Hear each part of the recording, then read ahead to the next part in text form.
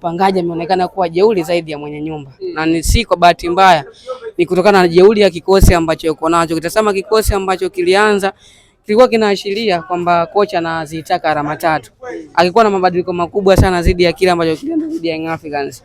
Kwa hiyo unategemea Simba awe timu ya kwanza kwenye kila matukio. Namna ya kufika kwenye lango la timu pinzani, uwezo wake wa kukaba pale anapokuwa na mpira amekuwa ni kwa asilimia kubwa sana. Pongezi kubwa ziende kwa Steve Barker. Nafikiri kwangu mimi huyu ndo kocha pekee ambaye naweza nikamzungumza kwa daraja la kitofauti kwa makocha ambao wamepita kwa hivi karibuni, kwa maana kwenye mashindano ya ndani. Amenithibitishia hilo dhidi ya Young Africans mara 2 akiwa hajapoteza mchezo wote. Kwa hiyo anaonyesha kwamba ni kocha ambaye anajua nini ambacho anakifanya. Kwa sababu ukisikiliza kule pande wa pili tayari lawama zimeanza bwana. Wanasema kocha hafai aondoke. Wakati wanazungumza kina mzee wa Jambia walikuwa wanaitiwa na sheria. Walikuwa nakasirika, lakini ukweli wao hujifichi na huwa hauchukui muda mrefu kuweza kudhibitika. Kwa hiyo kwangu mimi nadhani anaendelea kuweka tofauti. Kinachobaki sasa hivi na namna gani ambavyo Yanga anaweza kadondosha alama ili Simba iweze kujiweka kwenye nafasi nzuri. Ndio maombi ya kila mwana Simba ambaye anatamani kuiona Simba ikifanya vizuri, lakini mchezo ulikuwa mzuri sana. Nadhani tuliona kwenye baadhi ya matukio ni kama Simba alikuwa afanye vizuri sana ama hakuwa anafikia kwa wakati, lakini kutokana na nguvu kubwa ambayo imetumika kwenye michezo yote miwili ya dabi ya Kariakoo. Hata ukitazama kwa kikosi cha Young Africans dhidi ya KMC, kuna baadhi ya wachezaji walikuwa wanafanya tofauti kwa sababu walitumia nguvu kubwa kwenye mchezo wa dabi ya Kariakoo. Kwa hiyo naheshimu hilo, lakini naamini katika kikosi ambacho Simba nacho na kinachoweza kuwapa lolote ndani ya dakika yote ni pamoja na hiki kikosi. Anse Oula ambaye amekosekana kwenye mechi 2 zilizopita, amekuwa mchezaji muhimu sana kwa kocha Simba, lakini tazama hao ambao wamechukua nafasi yake kina Neo Maema na Loemba wamekuwa pia na wakati bora sana. Kiwango bora sana utapongeza Chama Kratos, amekuwa na kiwango bora sana ambacho kwa hivi sasa kinaimbwa ama kinazungumzwa duniani kote. Bao ambalo walilifunga kwenye mchezo wa dabi ya Kariakoo. Simba anashinda, Yanga Afrika anashinda. Inaleta tafsiri gani kwenye zile mbio za ubingwa? Ligi ni ngumu bado. Bado ni mapema sana kuanza kusema nani anakuwa bingwa, bado ni mapema, lakini utofauti unajionyesha kwa maana wanasema dalili ya mvua ni mawingu. Young Africans anaongoza, lakini naamini kwa mechi ambazo zimesalia siipi guarantee sana ya kuto kudondosha alama. Yote inawezekana, na kumbuka nyakati ambazo wanazipitia hivi sasa ni kama si nzuri. Kwa na mechi dhidi ya Azam FC, ana mechi dhidi pia Singida Black Stars, lote inaweza katokea. Ulikuwa mchezo mgumu sana kwa Simba nafikiri. Baada ya dabi alikuwa anacheza na JKT Tanzania, miongoni mwa timu ngumu pia. Baada hapo atakuwa na mechi dhidi ya Singida Black Stars ambayo pia ni ngumu. Kwa mechi ambazo zimesalia ni mechi ambazo anaweza kufanya chochote akapata alama akajiweka kwenye nafasi nzuri. Japo kuwa ni ngumu pia iwezekane kwa sababu ameshadondosha alama kwenye baadhi ya mechi ambazo unampa nafasi ya kushinda na akadondosha alama. Kwa hiyo naamini kwenye mechi ambazo zimesalia kama atakuwa na muendelezo wa kiwango ambacho amekuwa nacho, inawezekana akawa kwenye nafasi nzuri ya kuweza kubeba ubingwa, lakini endapo hatakuwa na huo muendelezo, basi nafasi ya Young Africans kutoa ubingwa na kulitetea itakuwa ni kubwa zaidi kuliko Simba. Kiachana na mechi ambayo Simba na JKT wameshinda, wamecheza, lakini pia kulikuwa na mchana kulikuwa na ile taarifa ya goli la Chama kuweza kuchambuliwa katika vyombo vikubwa vya habari. Hii inaleta tafsiri gani kwenye ligi ya Tanzania, lakini pia imeongeza nini katika kikosi cha Wekundu wa Msimbazi Simba? Nafikiri ni heshima kubwa kwanza kwa mchezaji mwenyewe. Tumeshamzungumza kwenye nyakati zote. Nafikiri Chama ndo mchezaji ambaye anaijua zaidi ligi yetu, kwa maana anajua madhaifu na ubora wa ligi yetu, anajua tabia za mashabiki kwa sababu ameshacheza kwenye timu zote kubwa. Kwa hiyo tumeshamzungumza kwa mbaiji yake, lakini pia ni mchezaji ambaye ana uwezo wa kukaba, lakini nafikiri utofauti wake uko kwenye maeneo, namna ambavyo anaweza akawa ni wa kwanza kwenye matukio ambayo umpi nafasi kubwa. Amekuwa akituthibitishia, ameshafanya sana akiwa na Simba kwenye michuano ya kimataifa. Nafikiri hii ni heshima kubwa sana kwa Simba kwa sababu ameshatoa ile heshima ya goli bora Afrika ambalo ilibebwa na Pape Osman Sako, na mara hii kama linavyozungumzwa kuwa ni goli bora na siri inazungumzwa, kila mmoja aliona ni moja kati ya goli bora sana. Kwa namna ambayo linachukua nafasi duniani linazidi kuitangaza Simba na kujua kwamba ni klabu ya namna gani. Kwa nadhani ni historia ambayo inaihusu zaidi Simba. Sifa nyingi zitaenda kwa Simba kwa sababu ndo mchezaji ambaye anaitumikia Simba. Lakini pia inaleta taswira nzuri sana ukizingatia sisi ndio wenyeji wa AFCON 2027. Tunazidi kuitangaza ligi yetu na kuwafanya baadhi ya watu sasa waanze kuifuatilia ligi yetu. Kwa sababu kama limeweza kupostiwa hadi na mtangazaji maarufu duniani raia wa Nigeria yule ambaye anatangaza mechi za Ulaya ameweza kuliposti, maana yake anaonyesha kwamba kwa namna ambavyo anaiposti na kuitangaza, uliona kwamba hata akaunti yake kabla hajaliposti goli la Chama alikuwa na milioni 5.9, lakini baada ya kuliposti ile goli alifikisha followers milioni 6. Kwa hiyo ni heshima ambayo alienda kuipata pia kwa kulitangaza goli la Simba, lakini namna ambavyo analitangaza sa goli la Simba, anaitangaza Simba, anamtangaza Chama na anaitangaza pia ligi yetu. Kwa hiyo nafikiri ni manufaa makubwa, japokuwa Simba hajalizungumza kwa ukubwa kiasi. Mimi naamini ile goli ambayo Chama amelifunga ingekuwa upande wa Young Africans, ndugu yangu ile mbona wangekunywa na supu. Kwamba naamini lile goli ambalo Chama amelifunga kwa namna ambavyo limekuwa kwa namna ambavyo linazungumzwa, ubora wa goli lenyewe kaka lingezungumzwa vibaya mno. Lakini tazama Yanga wameshindwa hata kulipromote goli la Bakari Nondo Mwamnyeto ambalo liliwapa heshima ya alama 1.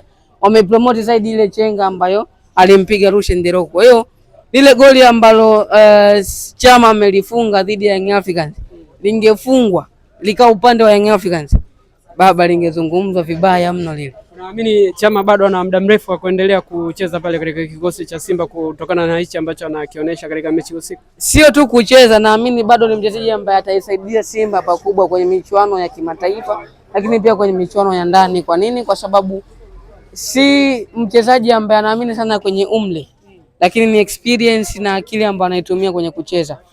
Ni mchezaji ambaye mnaweza mnamzungumza kwenye umri, lakini yeye aamini sana kwenye umri.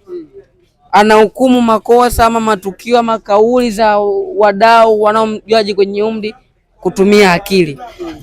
Yaani yeye mpira wake si atumii nguvu, mimi natumia akili, kitu ambacho baadhi ya wachezaji wanashindwa. Kuna matukio ambayo Chama anayafanya, kuna wachezaji ambao wana umri mdogo wanashindwa kuyafanya. Kwa hiyo kuna nyakati za kuzungumza umri, lakini unapokuja kwenye swala la kudhibitisha daraja la mchezaji, level ambayo upo, Chama amekuwa mchezaji wa kwanza. Nafikiri kwangu mimi toka nianze kujua mpira ama tukizungumza miaka 10, Chama ndo namba 10 bora kuwahi kutokea. Yusufu, pengine kwa kumalizia, tuitazame Simba chini ya kocha Steve Barker, lakini pia tuitazame Yanga Afrika chini ya kocha Pedro. Huku tayari wanasema Simba inaimarika, lakini pia anaiongoza vizuri, lakini pia kule wanasema anaipoteza. Unaona timu za aina gani hizi timu mbili? Kwanza tukianza hapo kwa Steve Barker, binafsi mimi naamini Simba imebadilika pakubwa sana, kwa sababu alichukua kwenye mazingira magumu mno. Kaichukua Simba kwenye mazingira magumu, ujue kaichukua Simba imetoka kuacha wale wachezaji muhimu, Jaisha Lea kina Steven Dese Mkwara ambao walikuwa na mchango mkubwa sana kwenye msimu juzi wakifika hatua robo ya finali kombe la shirikisho barani Afrika. Yeye akaja akasajili wachezaji karibia 6, lakini kwa kuzingatia ubora akaleta wachezaji ambao wanakidhi vigezo na falsafa ambayo anaifundisha. Na unatazama katika wachezaji ambao wapo wote wanaanza kwenye kikosi cha kwanza. Hii sio kwa bahati mbaya. Wachezaji wote 6 ambao amewasajili wote wanaanza kwenye kikosi cha kwanza. Kwa hiyo unaona ni kocha wa namna gani amekuja kachukua wachezaji ambao aliwakuta kwa maana wa timu ambayo aliikuta, akaleta wachezaji wake wapya. Kwa muda huo akaweza kuunganisha tabia za wale wachezaji waliokuepo na ambao wamekuja na akaanza kupata kitu kimoja. Kwa hiyo unaona wachezaji wote ambao amewasajili wamepata nafasi ya kucheza na hata wale ambao walikuepo ametengeneza maelewano mazuri baina yao kwa muda mfupi sana. Hicho ni jambo ambalo unapaswa kumpongeza kwa sababu sio kwa bahati mbaya, aliji kwa bahati mbaya. Chama akupewa nafasi kubwa kufanya vizuri, amefanya. Anse Ula akumpa nafasi kubwa kufanya vizuri, akaona sema ndiye ambaye ana majeraha sana, lakini ndo mchezaji ambaye anazungumzwa kwa hivi sasa kucheza kutokana na nafasi ambayo anacheza. Kwa hiyo naangalia Chama, Anse Ula, Libasi Geye, Tanja Kasali, unakuja kwa Ismail Tule, Dickson Kibabage wameingia dirisha dogo na wote wanacheza. Sio kwa bahati mbaya hiyo. Kuna muona Steve Baker ni kocha namna gani? Huo uwezo wa kuunganisha sifa ama tabia za wachezaji ambao umewakuta na wale uliowasajili ni kitu ambacho kinahitaji muda mwingi sana, lakini kwa muda mchache ambao amekaa na Simba ameweza kufanya hilo na amefanikiwa. Kwa Yanga unaona watu wanalia sana ama mashabiki wanalalamika kwa sababu ile Yanga wanaoiona sio ile ambayo wameizoea. Wameishuhudia Yanga chini ya Miguel Gamondi, chini ya Sedi Lamovic na makocha wengine, hata kocha Minuno wanamuita Roman Force alifanikiwa kuifunga Simba, lakini kwa Pedro imekuwa tofauti. Mechi zote 4 ameshindwa kufua dafu, kwa maana mechi 3 si ndio? Mechi 2 za ligi kuu na mechi 1 ya muungano kule ameshindwa kufua dafu. Kwa hiyo nadhani nakuwa nawaelewa baadhi ya mashabiki kwa sababu ya kile ambacho wanakiona ni tofauti na kile ambacho wamekizoea, lakini naamini kabisa wachezaji pia wanakumbwa na fatigue. Wametumika kwa muda mrefu sana kama kina Pacome, kina Maxim pia Nzengeli, uwaone kama wapo kwenye kile kiwango ambacho walikuwa nacho, lakini kuna baadhi ya wachezaji ni injured, kina Clement Mzize, kina Dickson Jobo, na mimi wangekuepo kuna kitu angeweza kukiongeza. Kwa hiyo wakati mwingine pia namuelewa Pedro Gonçalves kwa nini anashindwa kupata kile wanachokililia mashabiki kutokana na hizo nyakati ambazo anakutana nazo. Amekuja pia akakuta timu ipo kwa kocha mwingine, akaingia dirisha dogo akafanya usajili, japo kwa asilimia kubwa katika wachezaji ambao wasajili wamekuwa kipata nafasi ya kucheza na wameonyesha mchango mzuri, lakini kwa wale ambao wamewakuta anachokosea Pedro, sehemu pekee ambapo anakosea atoe nafasi kwa wachezaji wengine. Yaani leo tunaamini kabisa namba 10 pekee ya Young Africans ni Pacome Zouzoua. Lakini je, kama uwezi kumuamini namba 10 mwingine, itakuwaje pale utakapomkosa Pacome? Nani ambaye anaweza akachukua nafasi yake akakupa kile unachokipata kwa Pacome Zouzoua? Kwa ukiangalia kwa Steve Barker anapofanikiwa ni kwamba anatoa nafasi kwa kina Bashiru, tunaona wanapata nafasi ya kucheza. Tunaona kijana ambaye alichukua nafasi ya wachezaji ambao walifanya vizuri kwenye mashindano ya muungano, umekuwa akipata hiyo nafasi. Kina Anthony Mligo, naona anapokosekana Kibabage, Anthony Mligo atakupa kitu bora. Kwa hiyo naamini Pedro anapaswa kuwa anatoa imani kwa wachezaji wengine. Hii inapotokea mmoja katika wale ambao ni muhimu amekosekana, unakuwa na uhakika wa kupata walau kwa uchache kwa huyo ambaye unayemtumia kwa wakati huu. JKT amekuwa akionyesha kiwango bora sana akiwa pale katika uwanja wake wa nyumbani. Mechi ya Yanga lakini pia mechi ya Simba zimekuwa mara nyingi amekuwa wakipata ushindi, lakini pia kwa mbinde kidogo. Hii inaashiria nini? Ubora wa kikosi au huwa na wini mbinu zao? Hapa ndio tofauti wa timu kubwa. Kuna nyakati timu haiwezi kukupa performance bora sana, lakini ikakupa matokeo ama matokeo. Kwa Simba kwa mchezo wa leo nafikiri walipofanikiwa ni hapo. JKT ni timu bora sana na kila mmoja anatambua hilo, lakini unapokuja kwenye swala sasa la timu kubwa kudhibitisha utofauti wa yeye na mpinzani wake, ndio kama namna hii. Unaweza ukatumia mchezaji mmoja kuweza kukunufaisha. Ubora wa mchezaji mmoja ndio tofauti pekee ambayo ilienda kujitokeza kwenye mchezo wa leo. Kwa nadhani kwangu mimi mechi hii inaamuliwa na vitu vingi sana.